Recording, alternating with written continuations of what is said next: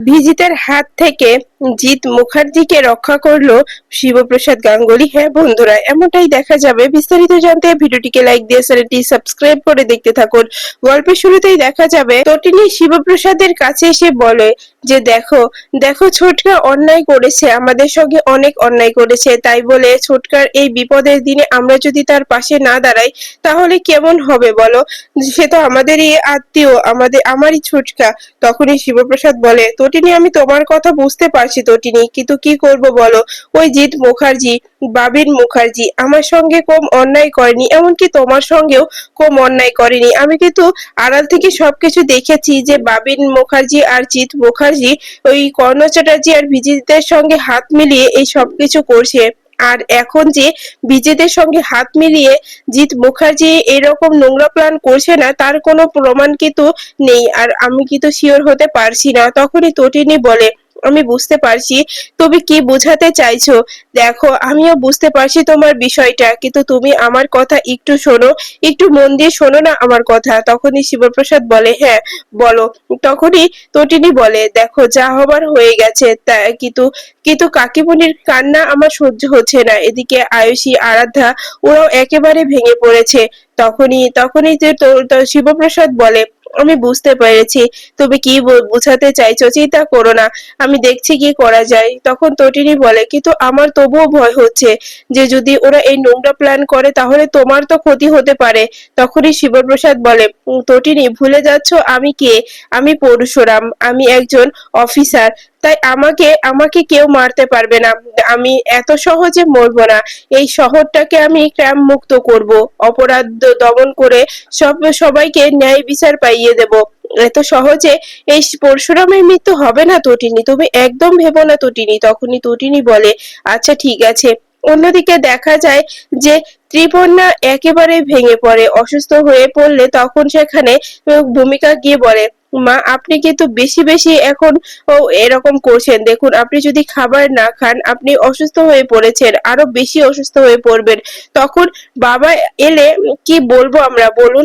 তখনই ত্রিপর্ণা বলে, ওই মানুষটা কি করছে, কেমন আছে কিছু জানি না, এই সবকিছুর জন্য ওই তটিনী আর তার বর দায়ী। তখনই ভূমিকা বলে, মা একই কথা বলার বন্ধ করুন। তটিনী আর শিবপ্রসাদ কোনো কিছু করেনি, যা কিছু হয়েছে তা তা বাবার পাপের ফল। বাবা ওই ভিজিতের সঙ্গে হাত মিলিয়েছিল, ভিজিতের সঙ্গে হাত মিলিয়ে শিবপ্রসাদকে মারার চেষ্টা করেছিল, তটিনীকে কলঙ্কিত করার চেষ্টা করেছিল।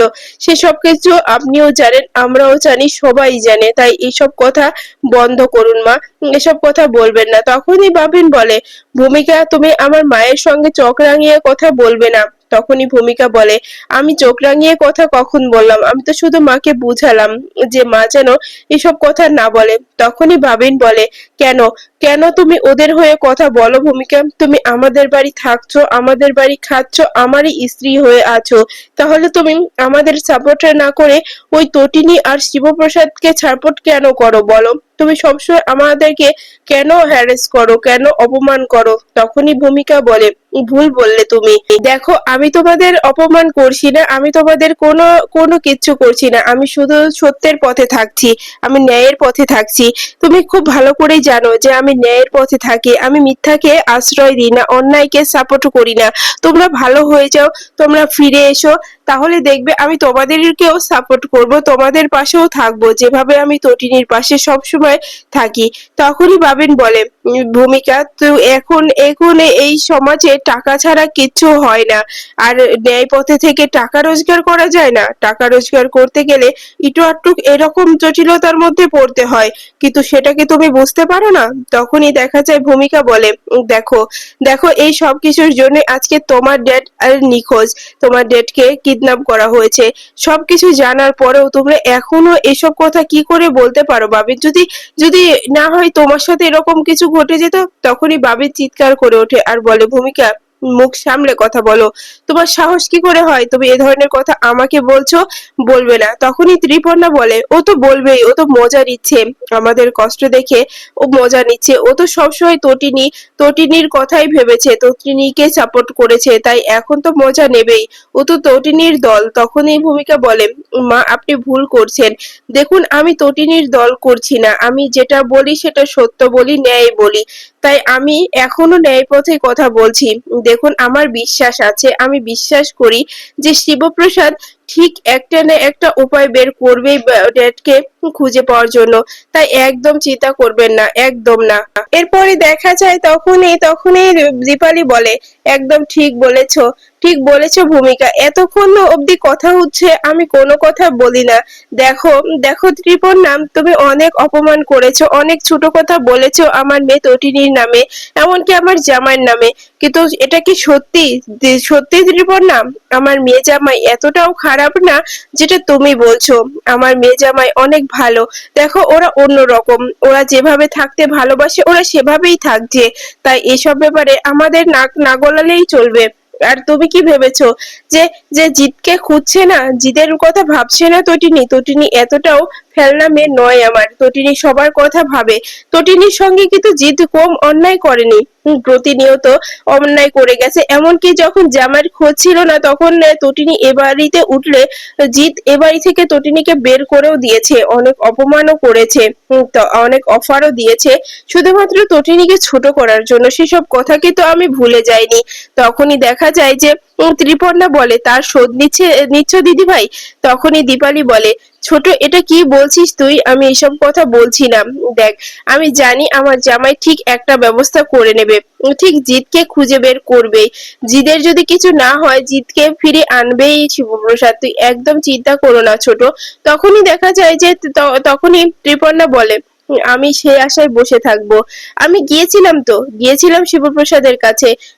তার উত্তর আমি কি পেয়েছিলাম দিদি ভাই? আমাকে বলেছিল যে এখন সে এই সব কিছু নিয়ে ভাবছে না, এখন সে কোর্ট কাছারি নিয়েই ভাবছে। তখনই ত্রিপর্ণা বলে, হ্যাঁ, এখন এখন তো এটা নিয়েই ভাবার বিষয়। এদিকে তটিনীরও তো কেসটা নিয়ে লড়তে হবে, কারণ তটিনীর জেল কাস্টাডি হয়ে যেতে পারে একটু ভুলভাল হলে। তখনই তখনই ত্রিপর্ণা বলে, এই জন্যই তো আমার বরকে খোঁজ না করে আগে নিজের বউয়ের খোঁজ করছে, নিজের বউকে ন্যায় বিচার পাইয়ে দিচ্ছে। একেবারেই লোভী একটা ছেলে। তখনই দেখা যায় যে নন্দিনী বলে যে, কাকিমুনি তুমি ভুল করলে, শিবপ্রসাদের মনে কোনো লোভ ছিল না, শিবপ্রসাদ কখনোই লোভী নয়। ও গরিব থাকতেই ভালোবাসে, ও সাধারণ মধ্যবিত্ত মানুষের মতোই বসবাস করে। তাই ওকে লোভী অন্তত বলো না। ও যদি লোভ করতো তাহলে অনেক কিছুই জীবনে করতে পারতো। ও ন্যায় পথে চলে, সত্যর পথে চলে। তাই ওকে লোভী কোনো সময় বলবে না, কখনোই বলবে না লোভী। তখনই দেখা যায় যে তখনই আরিধিয়া বলে ওঠে, হ্যাঁ হ্যাঁ, জামাইবাবু লোভী নয়, জামাইবাবু সত্যি ভালো একজন মানুষ। তখনই ত্রিপর্ণা বলে, আরাধ্যা একদম চুপ করে থাকো, তোমাদের জন্যই আজকে আমার বরটা নিখোঁজ আছে। তোমরা যদি শ্বশুর বাড়ি থাকতে তাহলে হয়তো এই দিনটা দেখতে হতো না। আয়ুষী, আয়ুষী তুমি ফিরে যাও। তখনই আয়ুষী বলে, না না, আমি কোথাও যাব না মম। মম, বোঝার চেষ্টা করো মম, তুমি কেন বুঝতে পারো না? ভিজিত ভালো ছেলে না, আমি ওর সঙ্গে থেকে জানি ও একদম ভালো ছেলে না। ও খুব খুব অপরাধ করে, অন্যায় করে, ও আমার সঙ্গে খুব খারাপ কিছু করেছে। বিশ্বাস করো, বিশ্বাস করো, ও আমাকে কখনোই ভালোবাসতো না, ওর মনে শুধু প্রতিহিংসা জেগেছিল, আমাকে কষ্ট দেওয়ার কথা ভেবেছিল, আমাকে প্রতিনিয়ত কষ্ট দিয়েছে। আমি তাই এসব কিছু আর মাথাতে আনতে চাই না। আমি আর ভিজিতের কাছে যেতে পারবো না। জামাইবাবু ঠিক ড্যাডকে ফিরিয়ে নিয়ে আসবে, আমাকে প্রয়োজন হবে না। তখনই দেখা যায় যে ত্রিপর্ণা বলে, আয়ুষী, তোদের জন্য আমার এখন নিজের প্রতি লজ্জা হচ্ছে। তোরা নিজের ড্যাডের কথা ভাবছিস না, তোরা তোদের তোদের সুখ সুবিধার কথা ভাবছিস। তখনই আয়ুষী বলে, মম, তুমি তো তোমার সুখ সুবিধা খুঁজছো, তুমি তুমি ড্যাডের কথা বুঝতে পারছো, কিন্তু আমাদের ব্যাপারটা তুমি বুঝতে পারছো না। আমরা ওখানে গিয়ে ঠিক থাকতে পারবো না। আর দিয়েও ওখানে ওই বাড়িতে গিয়ে সুখী থাকতে পারবে না, কারণ কর্ণ চ্যাটার্জির মতো মানুষ খুব কম দেখেছি আমি। সে নিজের স্বার্থের জন্য সবাইকে ইউজ করতে পারে। তাই এসব কথা একদম বলবে না, এসব কথা শুনতে চাই না। ওদিকে দেখা যায় যে শিবপ্রসাদ বের হয়ে পড়ে জিৎ মুখার্জিকে খোঁজার জন্য। তখনই বলরাম বলে যে, পরশুরাম, আমি একটা খোঁজ পেয়েছি যে একটা গোডাউনে রেখেছে ওই জিৎকে। তখনই শিবপ্রসাদ বলে, তুই সত্যি বলছিস তো ভাই? তখনই বলরাম বলে, হ্যাঁ বস, হ্যাঁ, আমি সব খবর নিয়েছি। তুই আমাকে একটা দায়িত্ব দিয়েছিস আর সেই দায়িত্বটা আমি পালন করিনি, এটা কি কখনো হয়েছে বল? তখনই শিবপ্রসাদ বলে, আমি জানি ভাই যে তুই আমার জন্য সবকিছু করতে পারিস। তখনই বলরাম বলে, তোর জন্য নিজের জীবনটাই দিয়ে দিতে পারি, আর এটুকু কাজ করতে পারবো না? তুই আমাকে এইটুকু ভাবছিস? তখনই দেখা যায় যে তখনই শিবপ্রসাদ এরপরেই দেখা যায় যে তখন বলরাম বলে, তাহলে এবার চল আমরা যাই, আমরা গিয়ে ওই জিৎ মুখার্জিকে রক্ষা করি। তখনই শিবপ্রসাদ বলে, চোখ কান খোলা রাখতে হবে, কারণ ওই ভিজিতকে আমি একদম বিশ্বাস করি না। ও সব রকমেরই ব্যবস্থা করে রেখেছে আমাকে, আমার উপরে অ্যাটাক করার জন্য। আমি জানি ও আমার উপরে ঠিক অ্যাটাক করবে। ও আমাকে মারার জন্যই ও এরকম একটা নোংরা প্ল্যান করেছে, জিৎ মুখার্জিকে ধরে থাকার নাটক করছে, কারণ সে আমাকে মারতে চায়। ও খুব ভালো করেই জানে যে যে ওই জিৎ মুখার্জিকে বাঁচাতে এই শিবপ্রসাদ ঠিক ওর কাছে যাবে, ওর কাছে পৌঁছে যাবে, কারণ তটিনীর ছোটকা বলে কথা তো। তখনই বলরাম বলে, আমি জানি ভাই তুই কি ভাবছিস। তখনই তখনই শিবপ্রসাদ বলে, দেখ আমি যা কিছু করছি শুধুমাত্র আমি তটিনীর কথা ভেবে করছি, কারণ তটিনীর চোখের জল আমি দেখতে পাই না। তটিনী আমাকে বলেছে যে আমি যেন ওর ছোটকাকে খুঁজে বের করি, তাই আমি ওকে কথা দিয়েছিলাম যে আমি ওই ছোটকাকে ঠিক খুঁজে বের করব, তাই আমি খুঁজছি, এছাড়া অন্য কিছুই না। তখনই দেখা যায় বলরাম বলে, আচ্ছা ঠিক আছে, এখানে দাঁড়িয়ে থেকে সময় নষ্ট না করে চল আমরা ওদিকে যাই। তখনই শিবপ্রসাদ বলে, হ্যাঁ যেতে তো হবে, তাহলে চল আমরা ওদিকে যাই। এদিকে দেখা যায় যে শিবপ্রসাদ আর বলরাম সেই গোডাউনের কাছে চলে আসে, আর বলরাম বলে যে বস আমার কিন্তু একটু একটু কেমন লাগছে। তখনই শিবপ্রসাদ বলে, কিসের ভয়? আমি থাকতে কি তুই ভয় পাচ্ছিস ভাই? তখনই বলরাম বলে, না না, তুই থাকতে আবার কত ভয় নেই, তুই থাকলে আমি সবকিছু ভুলে থাকতে পারি, সবকিছু জয় করতে পারি। আমি জানি তুই কখনোই হার মেনে নিস না, তুই কখনোই হার মানবি না, আমি সেটা জানি। তাই আমি এখন এসব বিষয় নিয়ে কিচ্ছু মাথা ঘামাচ্ছি না। চল আমরা যাই, কিন্তু তবু তোকে নিয়ে চিন্তা হচ্ছে, তোর যদি কিছু হয়ে যায় তাহলে নিয়ে তোর দুটো বাচ্চা আছে রে। তখনই শিবপ্রসাদ বলে, বলরাম তুই এত কিছু ভাবিস না, আমি জানি আমার কিচ্ছু হবে না, তুই আমার সঙ্গে থাকলে আমি সবকিছু জয় করতে পারি। তখনই দেখা যায় বলরাম আর শিবপ্রসাদ ভিতরে ঢুকে পড়ে, আর সেখানে গিয়ে দেখতে পায় যে জিৎ মুখার্জিকে বেঁধে রেখেছে, আর সেখানে আছে যে ভিজিত। আর তখনই ভিজিত বলে, কি হলো এখানে? পরশুরাম এখানে, স্বয়ং পরশুরাম হাজির হয়ে গেছে, আমি তো এটাই চেয়েছিলাম। তখনই শিবপ্রসাদ বলে যে ভিজিত তুই ছেড়ে দে বলছি, ওরূপে বিজনলাল তুই ছেড়ে দে জিৎ মুখার্জিকে। তখনই বিজনলাল বলে ওঠে, ছাড়বো না আমি এই জিৎ মুখার্জিকে। তুই কি ভেবেছিলি যে এই জিৎ মুখার্জিকে তুই ছাড়িয়ে নিয়ে যেতে পারবি? না, কখনোই না। আয়ুষী আমার কাছে না আসা অব্দি আমি জিৎ মুখার্জিকে এখান থেকে এক পাও নড়তে দেব না। আয়ুষীকে আমি ভালোবাসি, ও আমাকে নাইবা ভালোবাসলো, তাতে আমার কিচ্ছু যায় আসে না, কিন্তু আমি ওকে চাই, ওকে যে কোনো মূল্যে চাই। তুই আমার কাছ থেকে ওই আয়ুষীকে ছাড়িয়ে দিয়েছিলি, সেদিন আমি বুঝতে পারিনি, কিন্তু আজকে আয়ুষী না আসা অব্দি আমি এই জিৎ মুখার্জিকে ছাড়বো না। তখনই জিৎ বলে, না না, আমি আমার মেয়েকে তোর মতো শয়তানের হাতে তুলে দেব না, কিছুতেই আমি আমার আয়ুষীকে এখানে আসতে দেব না। আয়ুষী এখানে আসবে না, কোনো মতোই আয়ুষী আসবে না। তখনই দেখা যায় যে শিবপ্রসাদ বলে, আমি আবারও বলছি বিজনলাল, ছেড়ে দে জিৎ মুখার্জিকে, না হলে তুই বুঝতেও পারছিস না তোর সঙ্গে কি হতে চলেছে, কি হতে পারে। তখনই তখনই ভিজিত বলে, কিচ্ছু হবে না, আমার কিচ্ছু করতে পারবি না, এখানে এটা আমার ডেরা, এখানে আমার কথা মতোই সবকিছু চলে, তাই তুই হাজার কথা বললেও সেটা এখানে খাটবে না। কথাটা মাথায় গিয়েছে তো তোর? তখনই শিবপ্রসাদ বলে, আমি আবারও বলছি।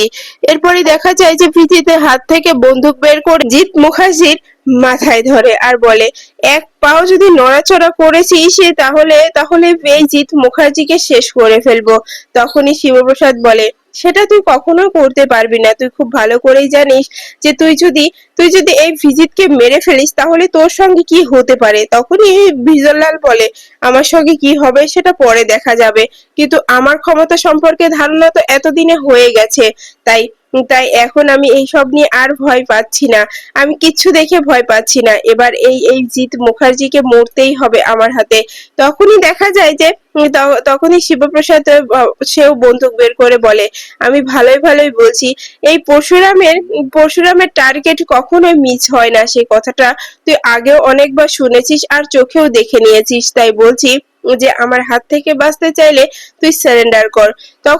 তখনই যে ভিজিত বলে, সারেন্ডার আমি? অসম্ভব, এই ভিজিটকে ধরা এতটাও সহজ হবে না। তখনই পরশুরাম বলে ওঠে, তুই জানিস না তুই কি ভুল করছিস, তুই তোর ভুলের জন্য তোকে তোর মাসুল দিতে হবে। তো তোকে বারবার করে বলছি তুই বন্দুকটা ফেলে দে আর জিৎ মুখার্জিকে ছেড়ে দে। তখনই দেখা যায় যে ভিজিত বলে, আমি কিছুতেই ছাড়বো না। তখনই শিবপ্রসাদ শুট করে দেয় ভিজিতকে আর জিতকে।